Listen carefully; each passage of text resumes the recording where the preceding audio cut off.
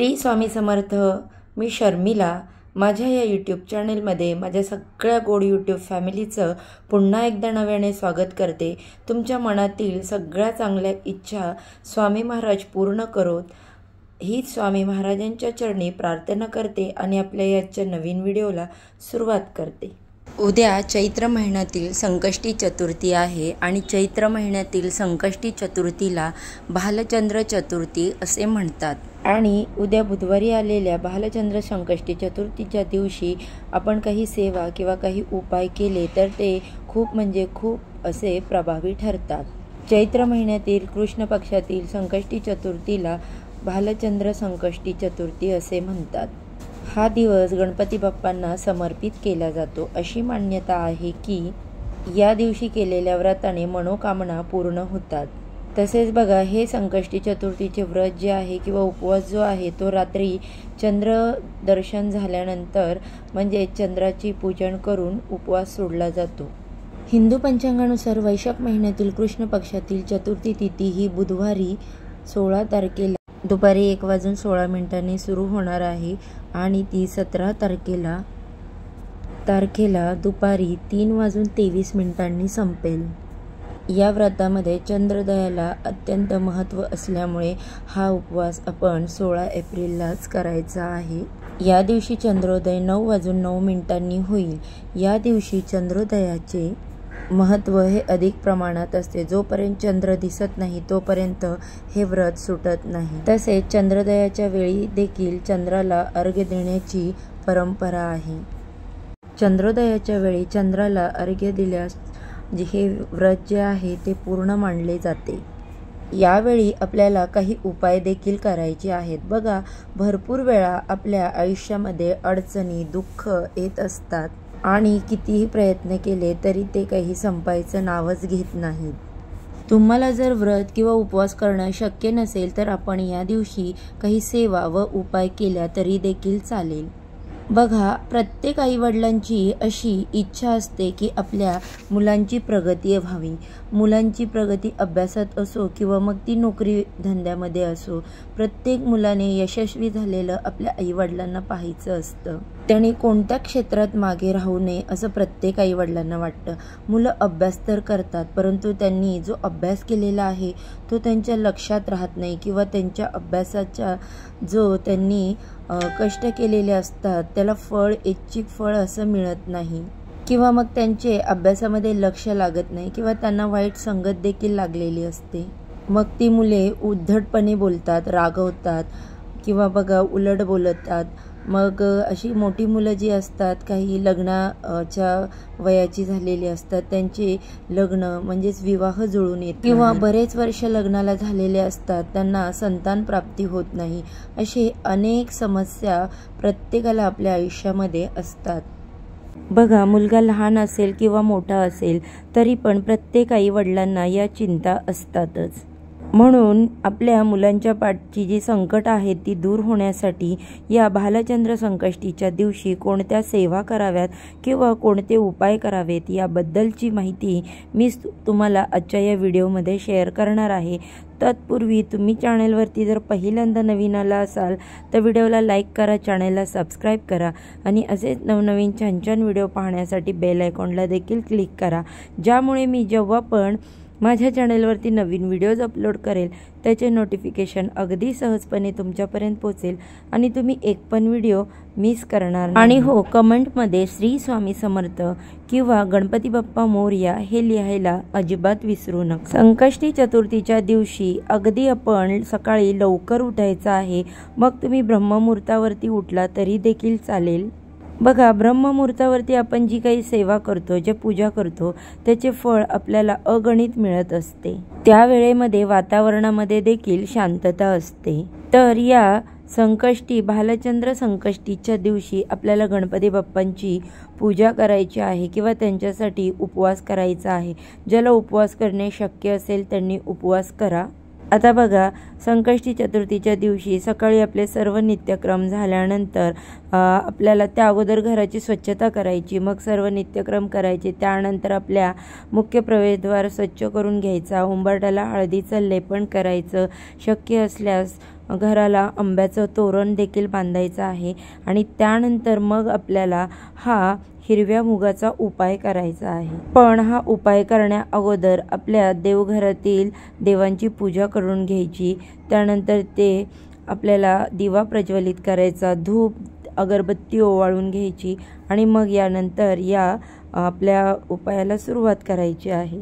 बघा, या दिवशी कणकेचा चौमुखी दिवा आपल्या घरामध्ये आपल्याला लावायचा आहे। यामुळे काय होतं की आपल्या घरावरती जी चारी बाजूनी संकट येतात ती दूर होण्यास मदत होते। दिवा प्रज्वलित केल्यानंतर आपण श्री गणपती बाप्पांचं पूजन करायचं आहे। पूजन करण्याच्या अगोदर आपल्याला सर्वात प्रथम गणपती बाप्पांचा अभिषेक करून घ्यायचा आहे। सर्वप्रथम बाप्पांच्या मूर्तीवर आपण पाण्याने अभिषेक करावा, त्याच्यानंतर पंचामृताने अभिषेक करावा। असं करत करत एकदा पाण्याने एकदा पंचामृताने असा अभिषेक करायचा आहे। आणि अभिषेक करत असताना आपल्याला ओम गणगणपतये नमो नमः, ओम गणगणपतये नमो नमः या मंत्राचा उच्चार करायचा आहे किंवा पठण करायचं आहे। अभिषेक करून झाल्यानंतर जे अभिषेकचं पाणी असतं ते तीर्थ म्हणून आपण स्वतः थोडं ग्रहण करायचं आणि आपल्या मुलांना देखील तीर्थ म्हणून द्यायचं आहे। आणि त्यातील थोडंसं तीर्थ आपण आपल्या घरामध्ये सर्वत्र शिंपडायचं आहे। बेडरूममध्ये किंवा आपल्या स्वयंपाकघरामध्ये सर्वत्र हे शिंपडून घ्यायचं आहे। यामुळे घरातील नकारात्मकता, इडापिडा, नजरबाधा दूर होण्यास मदत होते। यानंतर बाप्पांची मूर्ती स्वच्छ पुसून घ्यायची आहे। बाप्पांच्या मूर्तीला आसनादिस्त करायचं आहे एखाद्या पाटावरती किंवा मग छोट्या चौरंगावरती। बाप्पांना चंदन किंवा अष्टगंध लावायचा आहे। फूल, त्यानंतर सगळ्यात आवडत्या अशा बाप्पांच्या ज्या काही दुर्वा आहेत किंवा लाल रंगाचं जास्वंदाचं फूल आहे ते अर्पण करायचं, अक्षदा अर्पण करायच्या, धूप ओवाळून घ्यायचा, अगरबत्ती ओवाळून घ्यायची। तुम्ही सकाळी बाप्पांचा अभिषेक झाल्यानंतर, पूजा झाल्यानंतर गुळ खोबऱ्याचा नैवेद्य अर्पण करू शकता। संध्याकाळी मात्र तुम्ही पूजा आणि आरतीच्या वेळेस बाप्पांना जे आपले मोदक असतात बाप्पांच्या आवडीचे त्याचा नैवेद्य अर्पण करायचा आहे। आता त्यानंतर आपल्याला 108 हिरवे मूग घ्यायचे आहेत।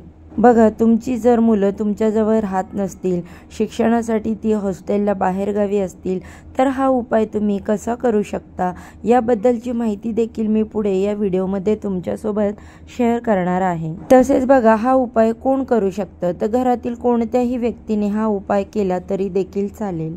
तर तुमच्या घरामध्ये सुतक असेल तर यावेळेस तुम्हाला हा उपाय करता येणार नाही। आणि आईचा मासिक धर्म असेल तर घरातील कोणतीही स्त्री, मग ती आजी असू दे, मावशी असू दे किंवा काकी असू दे, तिने हा उपाय केला तरी देखील चालेल। आता हे 108 मूग आपल्याला एका वाटीमध्ये घ्यायचे आहेत। त्यानंतर एक हिरव्या रंगाचं कापड घ्यायचं आहे। बघा, हिरवा रंग हा श्री गणेशांना अत्यंत प्रिय आहे आणि बुध ग्रहाचा हा हिरवा रंग अतिशय महत्त्वाचा मानला जातो। हिरव्या रंगाचा जो आपण छोटासा कपडा घेतलेला आहे तो गणपती बाप्पांच्या मूर्तीसमोर आपल्याला ठेवायचा आहे। आता आपण वाटीमध्ये जे हिरवे मूग घेतले होते त्या हिरव्या मुगाचा एक दाणा आपल्या उजव्या हातामध्ये घ्यायचा आहे आणि ओम गणगणपतये नमः या मंत्राचा जप करायचा आहे आणि तो दाणा हिरव्या कपड्यावरती त्या ठेवायचा आहे। त्यानंतर पुन्हा एकदा हिरव्या मुगाचा एक दाणा घ्यायचा आहे, पुन्हा ओम गणगणपतये नमः मंत्र बोलायचा आहे आणि तो जो मुगाचा दाणा आहे तो पुन्हा हिरव्या कपड्यावर ठेवून द्यायचा आहे। अशाच प्रकारे आपण 108 वेळा ओम गणगणपतये नमः या मंत्राचा जप करत हा जो हिरवे मूग आहेत 108 ते गणपती बाप्पांच्या समोर ठेवलेल्या हिरव्या कपड्यावर ठेवायचे आहे। यानंतर ह्या हिरव्या रंगाच्या कपड्याची पोटली तयार करायची आहे। त्या पोटलीला हळदी कुंकू, अक्षदा अर्पण करायच्या, धूप ओवाळून घ्यायचा, अगरबत्ती ओवाळून घ्यायची आणि त्यानंतर ही पोटली आपल्या उजव्या हातामध्ये घ्यायची आहे आणि गणपती बाप्पांना आपल्या मनातील जी काही इच्छा आहे ती सांगायची आहे। मग मुलांच्या अभ्यासामध्ये प्रगती होत नसेल, नोकरीमध्ये यश मिळत नसेल किंवा त्यांचा विवाह जुळून येत नसेल, अगदी लहान मुलगा असेल किंवा मोठा मुलगा असेल, तुमच्या ज्या पण काही समस्या आहेत तर त्या समस्या आपल्याला गणपती बाप्पांना सांगायच्या आहेत। तुम्हाला जर 2 मुलं असतील तर त्या दोन्ही मुलांच्या नावाच्या तुम्हाला 2 पोटल्या बनवायच्या आहेत आणि त्या भगवान श्री गणेशांसमोर ठेवायच्या आहेत. आणि ज्यावेळी संध्याकाळी आपण झोपायला जातो त्यावेळी तेथून ती पोटली उचलायची आहे आणि मुलांच्या उशीखाली ती पोटली ठेवायची आहे. तुमची जी मुले परगावी शिक्षणासाठी असतील ती घरी परत आल्यानंतर त्यांच्या वावर ज्या ठिकाणी जास्त असतो त्या ठिकाणी तुम्हाला ही पोटली ठेवायची आहे. मग तुम्ही ती बेडरूममध्ये ठेवू शकता किंवा मग हॉलमध्ये ठेवू शकता. पण आपण जिथे पोटली ठेवणार आहोत तिथे अंधार नसावा, स्वच्छ जागेवर ही पोटली आपल्याला ठेवायची आहे. तसेच आपल्या मुलाचे नाव घेऊन ही पोटली आपण तिथे ठेवावी. त्यानंतर ही पोटली आपण तिथेच राहून द्यायची आहे. चतुर्थीच्या दिवशी रात्रभर ही पोटली आपण तिथेच राहून द्यायची आहे. त्यानंतर दुसऱ्या दिवशी उठल्यानंतर आपण आंघोळ केली की ही पोटली उचलायची आहे आणि ही पोटली घेऊन तुम्हाला जवळच असलेल्या गणपती बाप्पांच्या मंदिरामध्ये जायचं आहे. बघा, तुमच्या घराजवळ जर गणपती बाप्पांचं मंदिर नसेल तर तुमच्या घराजवळ कोणतंही मंदिर असेल, म्हणजे माता लक्ष्मीचं मंदिर असेल किंवा भगवान शंकरांचं मंदिर असेल तर त्या ठिकाणी आपल्याला गणपती बाप्पांचा फोटो हा बघायला मिळतोच. तिथे जरी त्या बाप्पांच्या फोटोजवळ ही पोटली ठेवली तरी चालेल, पण ही पोटली ठेवण्याच्या अगोदर तुम्हाला शुद्ध गाईच्या तुपाचा दिवा प्रज्वलित करणे शक्य असेल तर तेथे तुम्हाला सर्वात प्रथम एक दिवा प्रज्वलित करायचा आहे किंवा तिथे असलेल्या दिव्यामध्ये तुम्ही तेल टाकलं तरी देखील चालेल. त्यानंतर गोड खोबरं, जास्वंदीचं फूल, दुर्वा या गणपती बाप्पांना अर्पण करायचे आहेत. आता यानंतर ही पोटली आपण हातामध्ये घ्यायची आहे आणि आपली जी काही इच्छा मनोकामना असेल ती गणपती बाप्पांना सांगायची आहे. मग बघा, तुमच्या मुलांची अभ्यासामध्ये प्रगती होत नसेल, मुलांना नोकरीमध्ये यश मिळत नसेल, जे काही असेल ते मनाने आणि श्रद्धेने गणपती बाप्पांना सांगायचं आहे. बघा, आपण जी घरामध्ये इच्छा गणपती बाप्पांसमोर बोलली होती तीच इच्छा मंदिरामध्ये गणपती बाप्पांसमोर व्यक्त करायची आहे. आपली ही इच्छा बोलून झाल्यानंतर ही जी काही पोटली आहे ती आपल्याला भगवान गणपती बाप्पांच्या चरणावरती अर्पण करायची आहे आणि ही पोटली आपल्याला तिथेच राहून द्यायची आहे. त्यामुळे कितीही कठीणातील कठीण इच्छा असो ती आपली पूर्ण होतेच व आपल्या मुलांची प्रगती होते. आता त्यानंतर ही पोटली अर्पण केल्यावर आपल्याला गणपती बाप्पांसमोर बसून ओम गण गणपती नमः या मंत्राचा जप करायचा आहे. आता बघा, काही जणांना नोकरी व व्यवसायामध्ये अडचणी येत असतात, मनासारखी नोकरी मिळत नाही किंवा नोकरीमध्ये त्यांना प्रगती होत नाही त्यांची किंवा बढती मिळत नाही किंवा व्यवसाय बंद पडण्याच्या मार्गावरती आलेला आहे, अशा देखील समस्या असतात. तर अशा वेळी हिरवे मूग 21 आपल्याला हातामध्ये घ्यायचे आहेत आणि ओम गण गणपती नमः या मंत्राचा जप करायचा आहे. हे हिरवे मूग आपण हातामध्येच ठेवायचे आहेत आणि त्यानंतर आपण गणपती बाप्पांचं अथर्वशीर्ष पठण करायचं आहे. तुम्हाला पठण करणं शक्य नसेल तर तुम्ही मोबाईलवरती लावून द्या आणि श्रवण करू शकता. आता हे सर्व झाल्यानंतर आता हे हिरवे मूग तुमच्या घराजवळ असणारे गणपती बाप्पांच्या मंदिरामध्ये जाऊन त्यांच्या चरणाजवळ अर्पण करायचे आहेत. हे मूग बाप्पांना अर्पण करण्या अगोदर आपल्या सर्व अडचणी बाप्पांना सांगायच्या आहेत. बघा, लवकरात लवकर तुमच्या इच्छा पूर्ण होतील आणि तुमच्या मार्गामध्ये येणारे अडचणी अडथळे दूर होतील. आणि आपण आपला डावा हात आपल्या छातीवरती ठेवायचा आहे, उजवा हात बाप्पांच्या कानावरती लावायचा आहे आणि ओम नमः शिवाय हा मंत्र म्हणायचा आहे. आता बघा, ओम नमः शिवाय हा मंत्र भगवान भोलेनाथांचा आहे आणि भगवान भोलेनाथांचा आदेश गणपती बाप्पा कधीही मोडत नाहीत. त्यामुळे आपण सांगितलेल्या इच्छा लवकरात लवकर पूर्ण होतात. तुम्हाला जर हा व्हिडिओ आवडला असेल तर व्हिडिओला लाईक करा, चॅनेलला सबस्क्राईब करा. सर्वांना श्री स्वामी समर्थ.